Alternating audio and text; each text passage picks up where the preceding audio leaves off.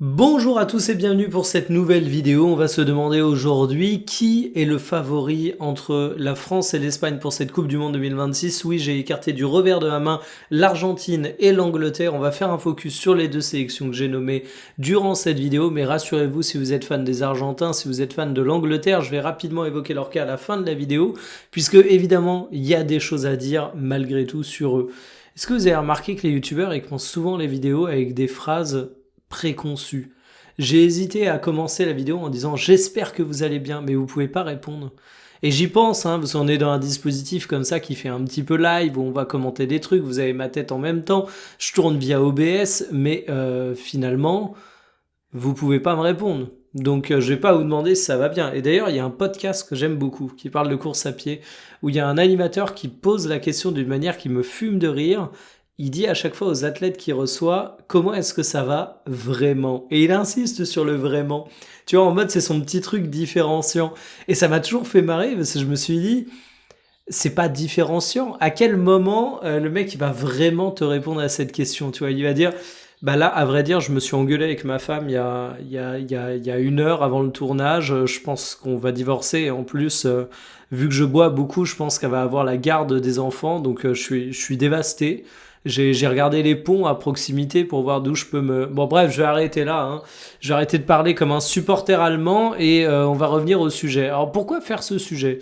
Eh bien, tout simplement parce que l'Espagne a affronté l'Autriche, vous êtes peut-être au courant. Si vous n'êtes pas au courant, je vous invite à aller voir l'excellente chaîne Journal TMF. En toute objectivité, elle est animée par quelqu'un de beau, de drôle, d'intelligent et de pertinent sur le football. Évidemment, c'est moi-même. Et je trouve que ce match a remis les pendules à l'heure, parce que finalement, si on se penche un petit peu sur le parcours des Espagnols, il y a eu le match face à l'Uruguay qui a été un petit 1-0 face à l'équipe de Marcelo Bielsa et qui a été un match assez complexe où pas mal de gens s'attendaient à voir un peu mieux, entre guillemets, de la part des Espagnols. Moi, j'attendais pas un peu mieux, je vais vous expliquer pourquoi. Il y a eu le match nul face au Cap-Vert et là, ça a été rapidement décrit comme une contre-performance. Si vous avez vu mon débrief à l'époque, vous savez également que de mon côté, j'y voyais plutôt un match réussi pour l'Espagne, malgré évidemment le résultat comptable décevant. J'y voyais également des facteurs d'explication sur ce match nul, et je voyais un peu l'Espagne sortir des débats du favori. Et dans le même temps, ben on a l'équipe de France qui a eu le parcours qu'on connaît. Hein. Nos petits Français ont fait des performances absolument spectaculaires si on reprend leur match. Il y a le 3-1 face au Sénégal qui a été un match compliqué, mais face à un gros adversaire. Parce que moi, je continue à dire que le Sénégal est une formidable équipe. Hein. C'est pas parce qu'ils sont sortis de cette Coupe du Monde de façon très décevante, très rapide, que c'est pas une bonne équipe. Je pense vraiment que les Sénégalais avaient des arguments à faire valoir. Il y a le match carton face à l'Irak, il y a le match carton face à la Norvège qui avait fait un peu tourner, il y a le match carton face à la Suède. Bref, ça fait beaucoup de cartons, contrairement à ce qui sort durant cette Coupe du Monde, où l'arbitrage a plutôt tendance à faire jouer. Et on s'est rapidement retrouvé avec la France qui avait le grand statut de favori. Mais voilà, le bon match de l'Espagne permet de remettre les Espagnols sur le devant de la scène, et je me suis dit que ça pourrait être marrant de comparer un peu ces deux sélections, parce que franchement, l'Espagne contre l'Autriche, c'était une belle démonstration de force, la même chose pour la France face à la Suède. Alors, je précise un truc avant de continuer la vidéo, moi j'ai aucun problème à assumer le côté statut de favori et qui est le plus fort, parce qu'en fait, je peux parfaitement vous dire que la France est plus forte que l'Espagne ou l'Espagne est plus forte que la France, sans penser pour autant qu'il y en a automatiquement un qui va gagner la compétition. Il y a même des matchs où, pour des raisons X ou Y, je pense parfois que c'est pas l'équipe la plus forte qui va gagner. On le voit souvent en Ligue des Champions quand on parle de bons ou de mauvais tirages, quand on a les phases finales qui arrivent, parce que tu sais que tu as des équipes qui sont plus ou moins compatibles face à certains footballs. Ben, je parlais des Allemands en les vannant tout à l'heure. On va faire un petit retour sur l'Allemagne. Moi, ce que j'avais dit sur l'Allemagne quand elle s'est fait éliminer face au Paraguay, c'est que les Allemands, ils n'avaient pas eu de chance de tomber face aux Paraguayens, qui était quand même une équipe relativement solide, qui est une équipe en plus qui a eu un très très bon gardien au cours de cette rencontre. Hein. Faut ressortir ces stats. 6 arrêts, c'est quand même assez impressionnant. Ben, c'est qu'en fait, il y a eu une vraie dynamique où 76% de possession pour l'Allemagne. En plus, quand tu regardes les heatmaps, les joueurs étaient tous relativement hauts, et en fait, tu avais vraiment une dynamique où les Allemands avaient besoin de percer le coffre-fort de l'équipe adverse. Sauf qu'ils n'avaient pas les bons profils pour ça. Havertz, c'est pas un pur numéro 9 tueur. Undav était un peu décevant, ils auraient été limite plus à l'aise contre une équipe un petit peu plus joueuse. Je pense que vous voyez un petit peu ce que je suis en train de vous décrire. Ce qui fait que, évidemment, le Paraguay est infiniment inférieur à l'Allemagne. Je vais pas non plus réécrire l'histoire, je voyais les Allemands passer, hein, évidemment, comme tout le monde. Mais c'était pas un bon adversaire pour l'Allemagne. Et tu peux avoir des écarts de niveau un peu moins abusés, où tu te dis, il y a une équipe qui est peut-être 60% de force, l'autre 40% de force. Ouais, mais il suffit que la 40% de force ait ce qu'il faut pour faire déjouer adversaire, tu te retrouves ainsi avec des résultats qui peuvent aller dans un sens assez surprenant par rapport à ce qu'on imagine être le plus fort de la rencontre. Et on va forcément avoir ces questions au cours de la Coupe du Monde. On a la France qui affronte le Paraguay. Ensuite, la France affrontera soit le Maroc, soit le Canada.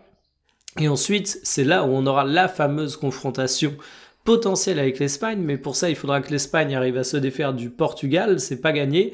Et il faudra ensuite qu'elle se défasse, si elle y arrive, soit des États-Unis, soit de la Belgique. Ce qui apparaît comme étant plus accessible sur le papier que le Portugal à mon goût, mais attention, danger.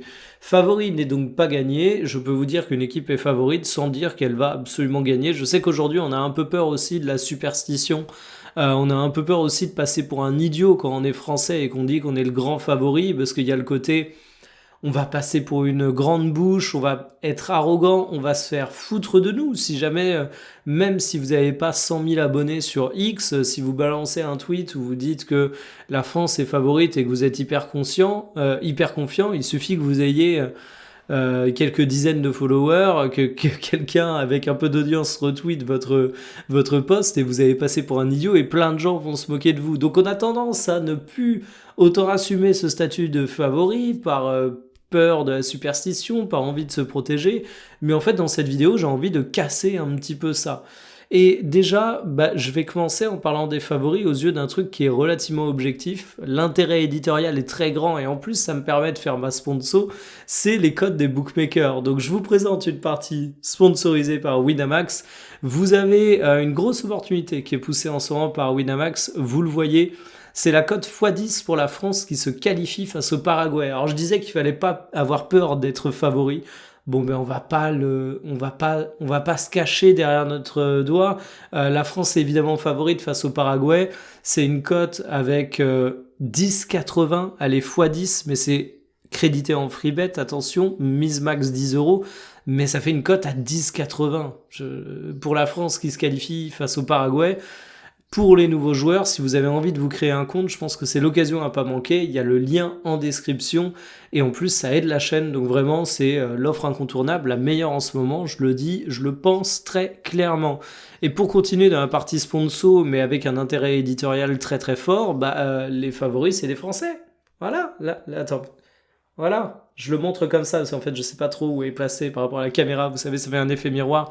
La France est déjà l'équipe, la sélection qui a la préférence des parieurs avec 42%. Derrière, c'est pas l'Espagne, derrière, c'est le Portugal avec 33%. Et la France est la plus petite cote, donc le favori selon Winamax. Donc franchement, je pense que ça donne déjà un bon élément de réponse. Et on a l'Espagne qui est quand même assez derrière avec une cote à 7, mais là où c'est intéressant, et on y reviendra à la fin, c'est que je disais que c'était pas forcément le grand favori qui gagnait la compétition. Je vais pas tomber dans les polémiques à la con sur « Ah mon Dieu, est-ce que l'Argentine est favorisée par la FIFA ou je sais pas quoi ?» Ce que je vais regarder, c'est simplement les matchs. Et quand on se dit qui peut gagner la Coupe du Monde, t'as également un calcul de qui a le parcours le plus accessible. Et faut avouer que la France, on peut potentiellement se taper, alors je l'ai dit, le Paraguay qui est accessible, mais derrière, imaginons qu'on se prend le Maroc, c'est vraiment pas un cadeau. Imaginons qu'on se prend l'Espagne ou le Portugal, c'est vraiment pas un cadeau. Bon, dans ce temps-là, on va avoir l'Argentine, qui affronte le Cap-Vert, c'est cadeau, mais c'est cadeau, comme nous, c'était la Suède. Derrière, ils se prennent l'Australie ou l'Égypte, c'est cadeau, mais là, comme la France qui se prend le Paraguay, pas cadeau. On a l'Allemagne qui s'est fait éliminer contre le Paraguay. On peut toujours se retrouver avec une Argentine éliminée par l'Australie ou l'Égypte, ou la France éliminée par le Paraguay, mais c'est un adversaire accessible. Donc, jusque à ce stade-là des quarts de finale, on a un parcours Argentine-France qui est à peu près équivalent. Là où par contre l'Espagne se prend dès les huitièmes de finale un sacré client avec le Portugal, Mais c'est à partir des quarts où tu te dis, ils se prendront soit la Suisse, soit la Colombie, soit le Ghana. Alors la Suisse a montré des choses apparemment très intéressantes face à l'Algérie. C'est un des très rares matchs que j'ai pas vu depuis le début de la compétition, de la Coupe du Monde.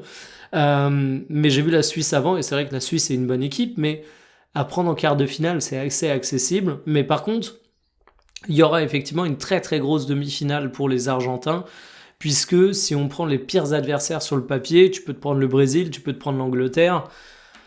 Donc en fait, moi j'irais pas dire que l'Argentine a un parcours cadeau comme disent certains, parce que si tu dois sortir l'Angleterre et la Suisse pour réussir à finir ton parcours, aller en finale, c'est quand même un parcours qu'il faut sortir, mais c'est vrai que je pense que ça joue aussi dans les petits pronos qu'on a vus. Donc je vous le rappelle, avant de terminer cette partie sponsor, vous avez ici les cotes pour les grands favoris qui remportent la compétition, mais vous avez surtout, et je vous encourage à aller là-dessus si vous voulez créer votre compte, l'offre avec le lien en description, la cote à 10,80 pour la France qui se qualifie face au Paraguay. Et sur ce, je vous propose une pause fraîcheur.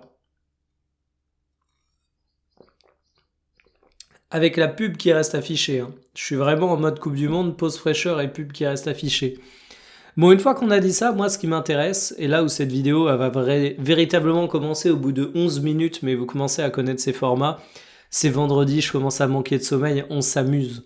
C'est qu'on va comparer l'équipe de France, la grande, la République, avec cette petite nation de football qu'est l'Espagne. Évidemment qu'il n'est pas une petite nation de football, je surjoue. On va comparer les postes et on va voir qui est mieux et où. Alors, je vais tout de suite vous spoiler. À mes yeux, la France est favorite de la Coupe du Monde. Voilà, je rejoins ce que disent les cotes, je vais pas faire franchement original.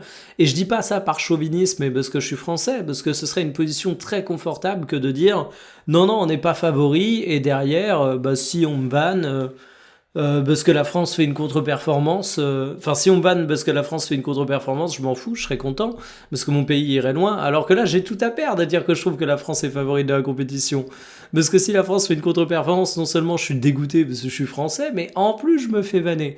Mais pour la Coupe du Monde 2022, je tiens à le rappeler, j'avais dit France en finale, elle a été en finale. Malheureusement, j'avais eu raison sur le fait qu'elle gagnait pas la Coupe du Monde.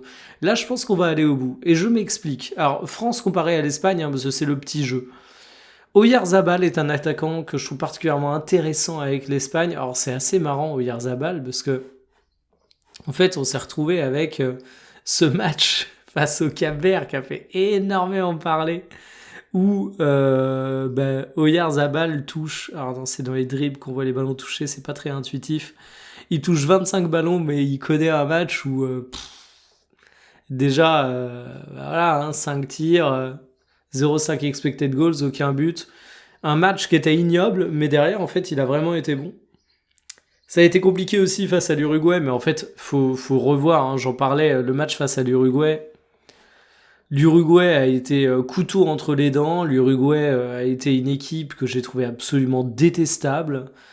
Continuez à vous toucher sur Marcelo Bielsa, mais de mon côté, j'ai vraiment détesté ce qu'a proposé l'Uruguay. Bon, la balle est peut-être un peu perdue pour Marcelo Bielsa, parce qu'on a cru comprendre qu'il n'avait pas eu l'influence qu'il escomptait sur cette équipe, mais en tout cas, j'ai vraiment détesté ce match. Je considère que l'Espagne a eu un match quasiment à sens unique, où ils ont dû essayer de faire comme ils pouvaient, c'était très fermé, mais pour moi, c'était pas du tout représentatif de ce qu'on va avoir pour le reste du mondial. Et Oyarzabal est un excellent attaquant, qui est un atout pour l'Espagne, parce qu'en fait, il a un profil qui trouve tout son sens quand t'as des bons ailiers, et ça, les Espagnols ont ça. Mais une fois qu'on a parlé du bon vieux Oyarzabal, en face, c'est Kylian Mbappé. Donc évidemment, je préfère Kylian Mbappé du côté de l'équipe de France. Et en fait, même sur le reste de la ligne offensive. Alors évidemment, on a un Lamine Yamal qui est absolument monstrueux, qui est un joueur générationnel, tout ce que vous voulez. Ousmane Dembélé sur le côté droit, ça vaut pas Lamine Yamal, parce qu'on n'a pas la meilleure version de Dembélé en équipe de France, même si ça va mieux. Mais une fois qu'on a dit ça, est-ce que j'ai besoin d'expliquer pourquoi je préfère Michael Olise à Dani Olmo ? Je me sentirais ridicule de développer. Est-ce que j'ai besoin d'expliquer pourquoi Barcola je préfère à Baena ? Peut-être que j'ai besoin d'expliquer, effectivement. Bah, tout simplement parce que Barcola, il transcende sa qualité individuelle par le dispositif dans lequel il évolue. Et je trouve vraiment, bah déjà que c'est un très bon joueur, hein, c'est pas pour rien qu'on entend ici et là que le PSG en voudrait 135 millions d'euros, ce qui est gourmand, mais pas tant que ça quand tu regardes ce qu'est le marché des transferts en 2026. Donc ils ont bien raison. Donc Barcola est déjà un joueur extrêmement qualitatif, hein. Mais en fait, je trouve qu'il trouve sa place dans l'équipe de France, notre bon vieux petit Bradley. Donc en termes d'attaque, je trouve qu'on est largement devant.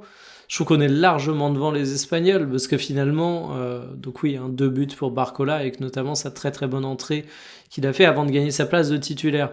Parce que déjà, sur les titulaires, je trouve qu'il n'y a pas une comparaison qui est en la défaveur de la France, à l'exception de Yamal, mais c'est 1 sur 4. Ensuite, sur l'entente entre les différents joueurs, même si l'Espagne a une formule collective très très bien rodée, bah, je trouve que l'attaque de l'équipe de France fonctionne absolument à merveille maintenant, et même sur le banc. Alors t'as du Torres, t'as du Gavi, t'as du Merino, mais du côté de l'équipe, ce qui est un très beau banc, hein, du côté de l'équipe de France, t'as Doué, quoi. T'as Cherki également. Et t'as Mateta, qui est certes derrière en termes de qualité, t'as Thuram aussi, hein, je ne l'oublie pas, et t'as Kliouche, mais je considère surtout ces joueurs-là. Euh, mais en fait, Mateta offre un profil différent, et pour moi, il y a un côté boîte à outils qui va être nécessaire au cours de cette Coupe du Monde. Je ne cesse de le répéter depuis déjà quelques jours. Et je pense que Mateta va offrir ça, donc la France en attaque, elle est juste parfaite. Mais par contre, là où j'ai beaucoup, beaucoup, beaucoup de respect pour l'Espagne, c'est qu'à mon goût, c'est une équipe qui est incroyablement complète, en fait. Pourquoi j'accepte qu'on me dise que l'Espagne est favori? Bah déjà, il faut capter que l'Espagne, ils ont un passif grand, hein. Ils font finale de Nations League. Bah, faut parler du dernier Euro aussi, bien évidemment, qui était vraiment bon. Et t'as des joueurs qui arrivent vraiment à trouver de la continuité dans cette sélection espagnole, même si on peut avoir quelques petits regrets, évidemment, hein. Nico Williams, par exemple, on le revoit pas au niveau qu'il avait pu afficher. Mais en fait, ce que j'aime, moi, avec cette Espagne, c'est que t'as pas de poste faible. Enfin, ok, Unai Simon, c'est peut-être pas Thibaut Courtois prime, mais c'est quand même un gardien que moi j'apprécie. La charnière Laporte-Koubarsi, il y avait des interrogations à une époque sur cette charnière centrale, et c'est pas pour rien qu'on s'est retrouvé avec un statut d'international qui a été donné à Laporte. Mais finalement, Laporte fonctionne bien, Koubarsi aussi. C'est une charnière centrale qui est bonne athlétiquement, parce que Koubarsi, c'est quand même un sacré client, mais aussi expérimenté, parce que Koubarsi, il a un jeune âge, mais franchement, il y a déjà beaucoup de matchs en pro, et puis surtout, milieu de terrain. Alors oui, vous allez me dire, Rodri est peut-être pas dans la forme de sa vie, je suis d'accord, mais Rodri et Pedri, c'est quand même exceptionnel, et le milieu de l'équipe de France, je l'apprécie, parce que je vous l'ai dit, pour moi, Adrien Rabiot est un joueur qui est vraiment le joueur idoine dans le système Deschamps. Je pense que Koné a également un petit peu ce côté. Mais franchement, Rodri ou Tchouaméni, bon bah, si on sort un petit peu de la comparaison sélection, moi je prends tous les jours Rodri dans mon club. Rabiot ou Pedri, je prends tous les jours Pedri. Et je vous parle même pas des latéraux. Jules Koundé, Lucas Digne, d'autant plus vu la forme de Jules Koundé. Poro, Cucurella, en sachant qu'en plus, je considère que ce sont 2 joueurs qui haussent leur niveau de jeu quand ils sont en sélection, que le système leur est drôlement favorable, un petit peu à la manière de ce qu'on a avec justement Adrien Rabiot en équipe de France. En fait, je trouve que cette Espagne est une équipe qui n'a pas de poste véritablement très très faiblard, contrairement à l'équipe de France, où on a un vrai sujet avec nos latéraux. Mais une fois qu'on a dit ça, pourquoi je considère quand même que la France est favorite? Parce qu'en fait, les grandes compétitions, ça se gagne aussi avec des grandes performances, des grands exploits de joueurs et des joueurs générationnels au sein de l'équipe espagnole. T'en as combien finalement? Koubarsi sera peut-être amené à le devenir, mais honnêtement, c'est un défenseur. On a également de très bons défenseurs du côté de l'équipe de France, hein. Upamecano, Saliba, c'est pas n'importe qui, même si je suis pas entièrement rassuré collectivement par ce qu'on a pu voir. Pedri, on peut en parler, mais ça reste entre guillemets qu'un milieu de terrain. Et pourquoi je dis ça? C'est parce que vous vous attendez pas à un match où Pedri, il va être capable de sortir son équipe de la sauce à lui tout seul, comme est capable de le faire Yamal sur une action individuelle. Et je parle de Yamal pour l'Espagne, mais en France, on a Olysée, on a Mbappé, on a Dembélé. Et en fait, je trouve que les précédents matchs de l'équipe de France sont assez représentatifs de ça, parce que finalement, si on regarde le match face à la Norvège, on a le triplé de Monsieur Ousmane Dembélé. Si on regarde le match face à l'Irak, doublé de Mbappé, but de Dembélé, Michael Olise absolument énorme. Sénégal, on a beaucoup parlé du réveil qui est revenu grâce au repositionnement d'Olise. Et enfin, la Suède, je considère que c'est un match où on a vraiment eu le 5 quatuor de nos attaquants qui a très très bien fonctionné collectivement. Pour moi, cette équipe de France, elle est plus forte que l'Espagne quand il s'agit d'avoir des joueurs qui sont capables de renverser des rencontres. Et pour autant, c'est pas une équipe qui est basée entièrement sur ses individualités. Moi, j'avais peur à une époque que l'équipe de France se retrouve un peu dans la même situation que le Portugal. Le Portugal est une équipe que j'apprécie par la qualité individuelle de ses joueurs. Et d'ailleurs, je vais tout de suite aller sur le Portugal, question de montrer le match face à la Croatie qui va être relativement parlante. Parce que Vitinha, João Neves, Nuno Mendes, on a suffisamment parlé du PSG cette saison pour que vous sachiez ce que j'en pense. Bruno Fernandes, absolument exceptionnel avec Manchester United cette année. Ce sont des joueurs de qualité que tu as du côté du Portugal. Mais tes joueurs de qualité, ils sont entraînés par un mec qui s'appelle Roberto Martinez, qui a certes fait un coaching que je juge très intéressant face à la Croatie, mais où tu as toujours ce côté wow, t'as pas la meilleure version de tes joueurs. On pouvait avoir cette peur avec Dembélé à une époque en équipe de France, mais cette Coupe du Monde m'amène de la confiance au fur et à mesure, mais surtout t'es réduit un peu à de l'exploit individuel, t'es réduit à un joueur qui va être capable de sortir un match où il va te traîner par le haut l'équipe, malgré le fait que collectivement ça fonctionne pas. Mais l'équipe de France aujourd'hui ça fonctionne parfaitement bien collectivement. Comme l'Espagne d'ailleurs, hein, c'est une des grandes forces de l'Espagne, et je vais même vous dire que c'est pour ça que je mets la France et l'Espagne devant l'Angleterre notamment. Mais ça, on va y revenir pour conclure la vidéo, où je ferai ma petite digression sur ces deux autres équipes. Mais ouais, préférence pour l'équipe de France, mais je pense qu'on se rend pas compte en fait sur l'équipe de France à quel point elle est en train de choquer tout le monde. Je suis beaucoup sur X en ce moment, bien trop pour ma productivité, et je pense que il faut vraiment aller voir les réseaux sociaux étrangers pour voir la perception du parcours de la France. Durant la phase de groupe, on a marqué 10 buts, on s'en est pris 2. Notre premier match en phase finale, on a marqué 3 buts, on s'en est pris aucun. On a une défense qui certes a peut-être montré quelques petits signes de fébrilité face à la Suède, mais face au Sénégal, le meilleur match, je le rappelle, il s'appelle Dayo Upamecano. Et Upamecano, on peut pas dire que ce soit un tocard en club, très loin de là, on peut pas dire que ce soit un joueur sur lequel on puisse pas mettre légitimement des attentes. Même chose pour Saliba, qui est peut-être effectivement pas dans la forme de sa vie, mais question de revenir à la comparaison espagnole-France, l'Espagne, il y a Rodri, et Rodri, il est pas non plus dans la forme de sa vie, même si lui, je pense que c'est pas un sujet opération, etc., comme on peut avoir pour Saliba, où tu sens vraiment qu'en fait, c'est sa Coupe du Monde, et que derrière, j'espère que ça va pas faire une Umtiti, quoi. Rodri, t'as le côté, il commence à être rincé physiquement, la saison il est temps qu'elle se termine. Donc voilà, grosso modo pour moi, équipe de France largement première, et en fait j'ai l'impression que on a vraiment cette réputation d'être des grandes bouches du côté de la France, mais il y a qu'en France qu'il y a ce débat. Enfin, évidemment, t'as des supporters argentins, anglais qui ont une confiance absolument énorme, mais c'est aussi parce qu'il y a du soutien de leur équipe. Mais quand je vois des tweets qui viennent de nations qu'on ont un petit peu qui n'ont pas forcément la prétention d'être favorites, la France ressort vachement du lot. Et du coup, on va parler des autres équipes. Allons du côté de nos amis voisins anglais.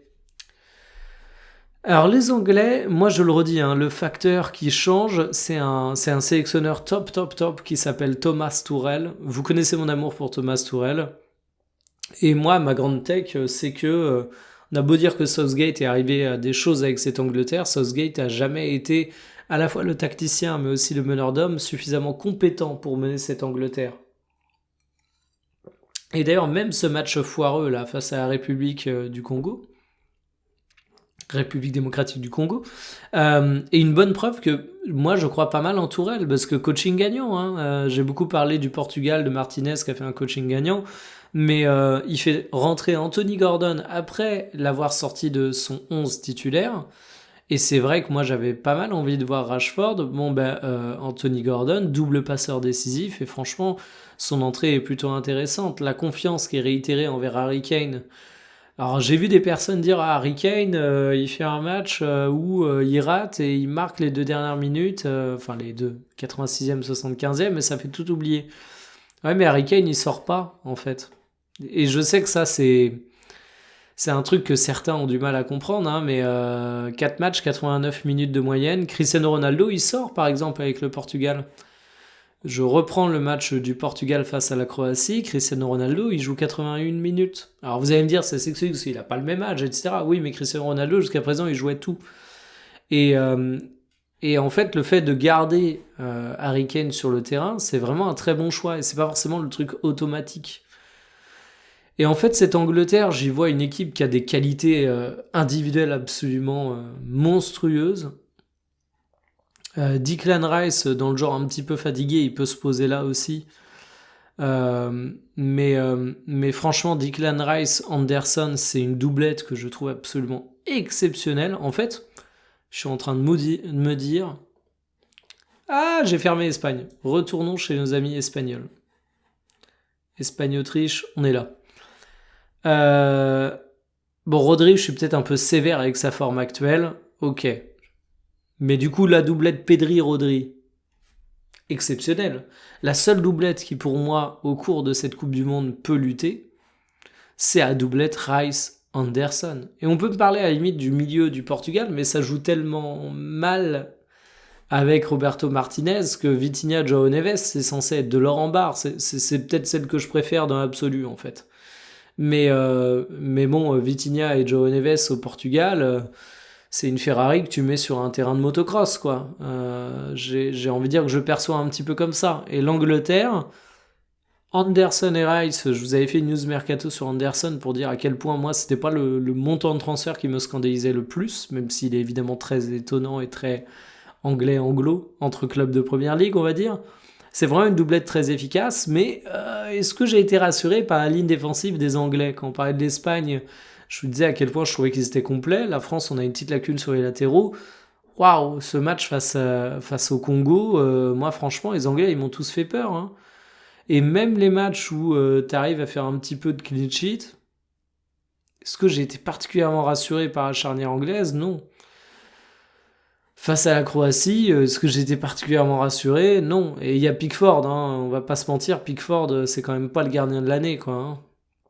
Donc finalement, cette Angleterre, moi je me dis qu'elle est un peu moins bonne défensivement, je me dis qu'elle est un peu moins bonne collectivement, qu'il y a des joueurs que j'attends toujours un petit peu au-dessus, que j'ai quelques interrogations sur les ailiers aussi, parce que, alors oui, j'aime beaucoup Gordon, j'aime beaucoup Saka, Rashford, Madueke, c'est évidemment du joueur intéressant, mais je faisais ma fine bouche en parlant de l'Espagne en disant qu'il y avait que Yamal qui était un joueur véritablement générationnel qui peut faire la différence à lui tout seul.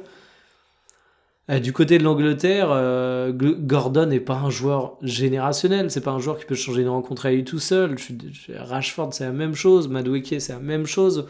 Bellingham en milieu offensif, on pourrait dire que c'est peut-être un peu plus cette catégorie de joueurs, mais j'en suis pas pleinement convaincu dans le système de l'Angleterre.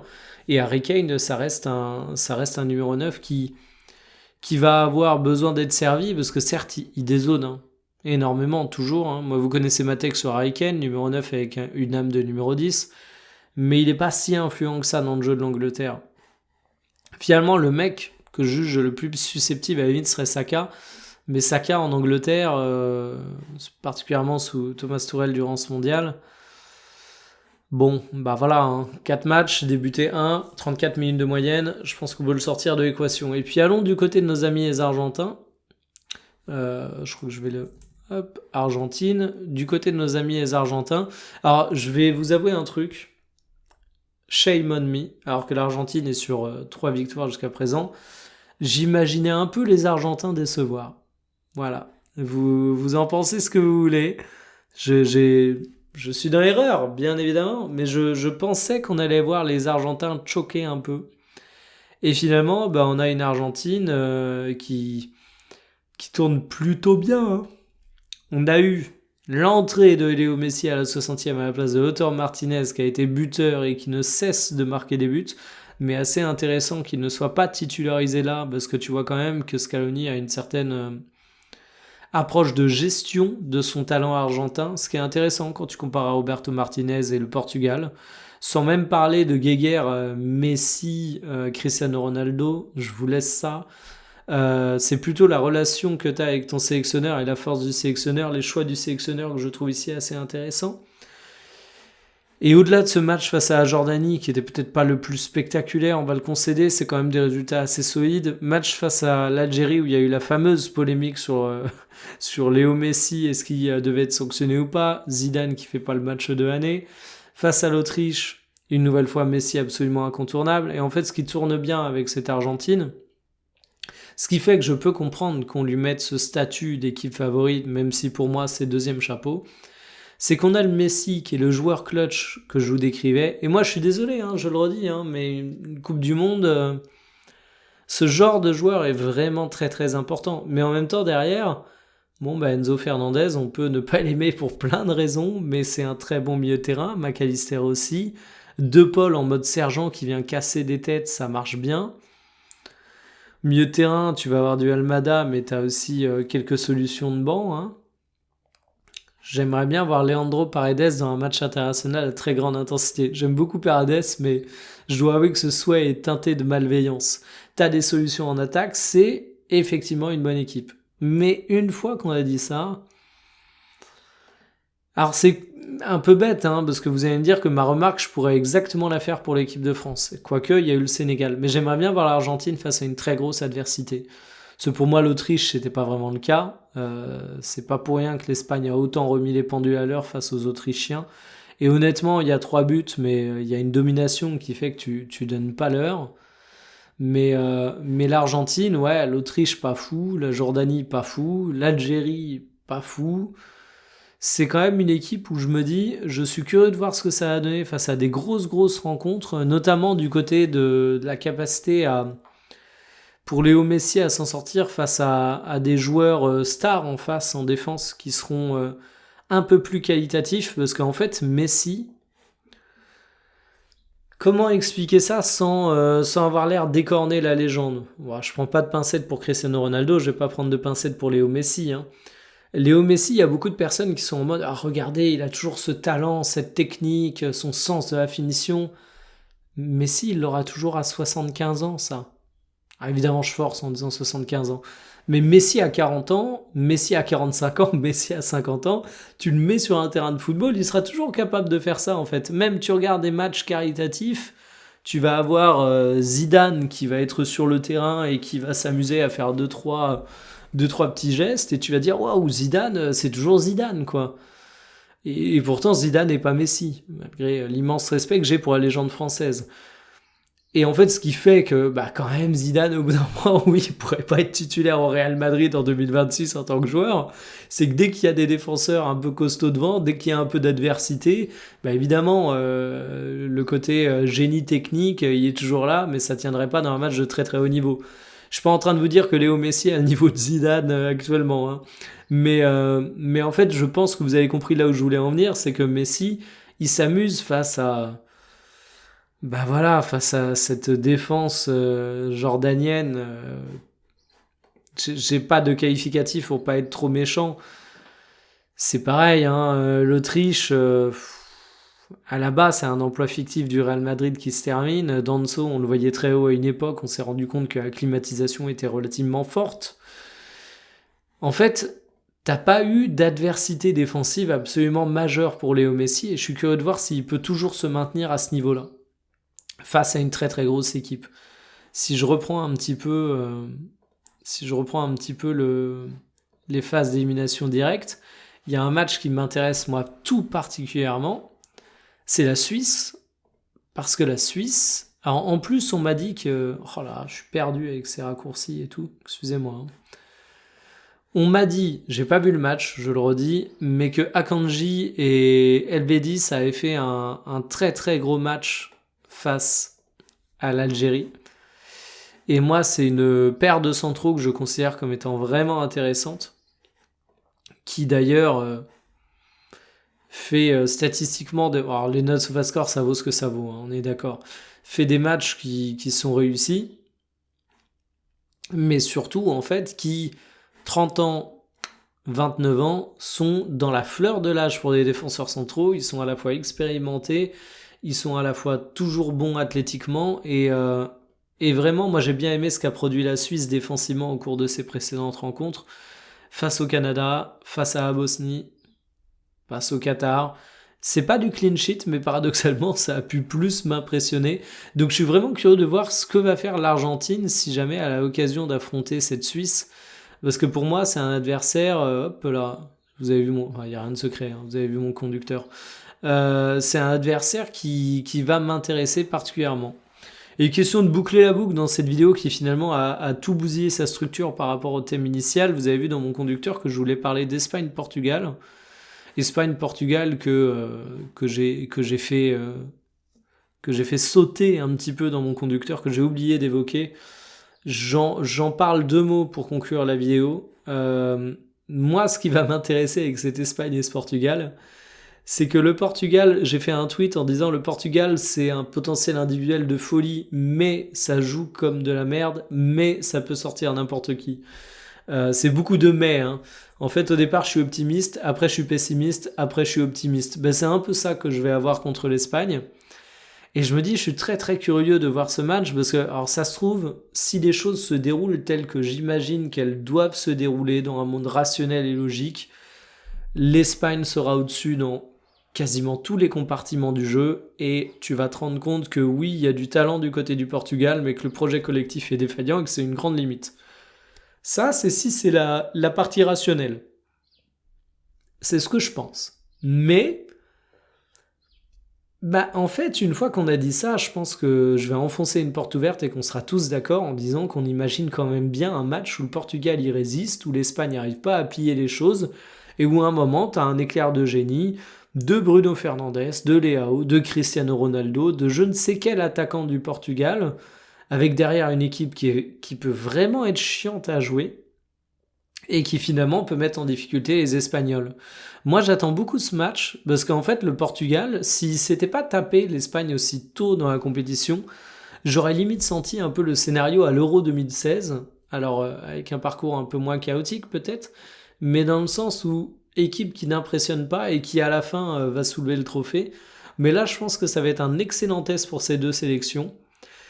Alors si le Portugal sort, ce sera logique, mais je pense vraiment que ça peut être redoutable pour les Espagnols. Alors ce qui va me frustrer, c'est que ça peut être à la fois un très bon thermomètre du jeu espagnol, comme ça peut être un match qui veut pas dire grand-chose, parce qu'il y a un monde où le Portugal se fait trouer et on dit ouais, c'est logique.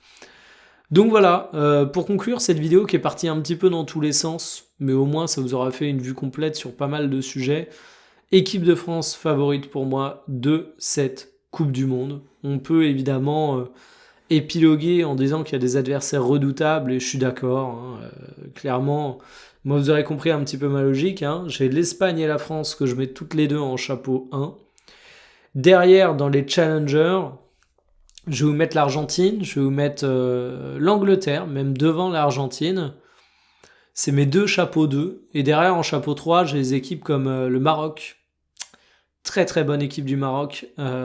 Très très très bonne équipe du Maroc que j'aime beaucoup et qui a de l'expérience, une résilience au cours de ces rencontres, ce qui fait que j'ai très peur de ce que ça donnera face à la France si jamais on les affronte, mais on y reviendra.